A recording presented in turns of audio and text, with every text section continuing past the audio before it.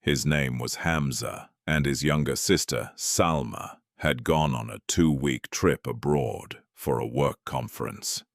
She came back exactly on schedule, texted the family group chat like always, hugged their mother at the airport, complained about the flight. Everything perfectly normal. For the first 2 weeks after she got back, Hamza noticed nothing unusual at all. She talked about the same inside jokes they'd shared since childhood, remembered details about their late father that only the two of them would know, argued with him about the same small things she always did. It was such a small detail that made him notice. They were watching television together one evening, and during a long, quiet scene, he glanced over at her. She was staring at the screen, completely still. She hadn't blinked in almost 2 full minutes. Hamza told himself it was nothing. People zone out sometimes. Maybe she was just tired. But once he noticed it, he couldn't stop noticing it. Her blinking pattern was different now, longer stretches without blinking at all, followed by several rapid blinks in a row, almost like she was catching up on something she'd forgotten to do. He mentioned it to his mother, carefully, not wanting to sound paranoid. His mother laughed it off, said Salma had probably just picked up a habit from staring at screens too much on her trip. But other small things started adding up. Salma began sleeping with her bedroom light on, something she'd never done as an adult. She started avoiding mirrors, glancing at them briefly and looking away, where she used to check her reflection constantly before leaving the house. One night Hamza passed her room and the door was slightly open. She was sitting upright in bed in the dark, perfectly still, eyes open, facing the wall.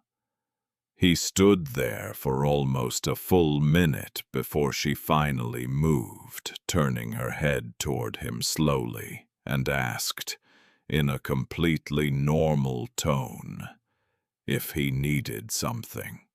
Hamza started quietly comparing old photos of his sister to new ones taken since she got back. Nothing was dramatically different. Same face, same smile, but in every new photo, her eyes looked slightly wrong, a fraction too wide or focused, just slightly off from wherever the camera actually was. He pulled up her social media, checking the location tags from her trip. Everything matched her story. The conference, the hotel, the dates, except for a 4-day gap in the middle of the trip where she'd posted nothing at all after posting daily up until that point. When he asked her about those 4 days casually over dinner, she paused for a moment, just slightly too long, before saying she'd simply been sick and stayed in her hotel room the whole time. It was a reasonable answer. But something about the way she said it, flat, rehearsed, made the hair on the back of his neck stand up. That night, he searched her name along with the hotel and city online, more out of unease than any real plan. He found a single forum post from someone else who'd stayed at the same hotel during those same 4 days, describing power outages across the entire floor Salma had been staying on, lasting almost the full 4 days with no official explanation ever given by the hotel. Hamza started, carefully, testing small things. He brought up a family memory that had never actually happened, a made-up story about a childhood trip to the coast that he simply invented on the spot. Without hesitation, Salma agreed she remembered it too, adding false details of her own, describing a hotel room that didn't exist for a trip that had never occurred. He tested it twice more with two other completely fabricated memories.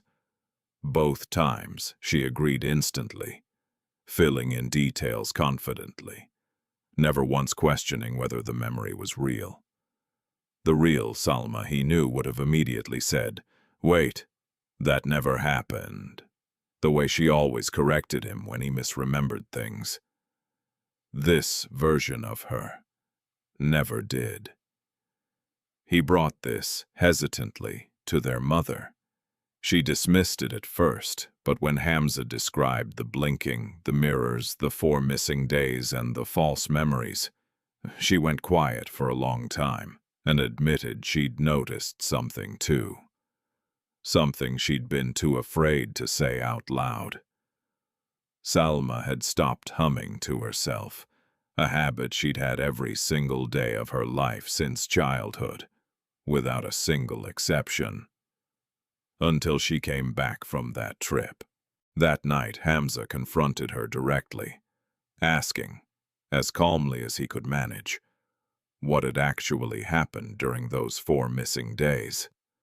Salma's expression didn't change at first.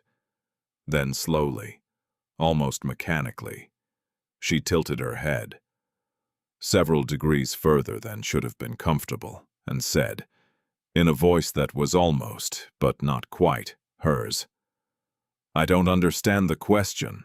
I was there the whole time." Her eyes, fixed directly on his, didn't blink once during the entire conversation.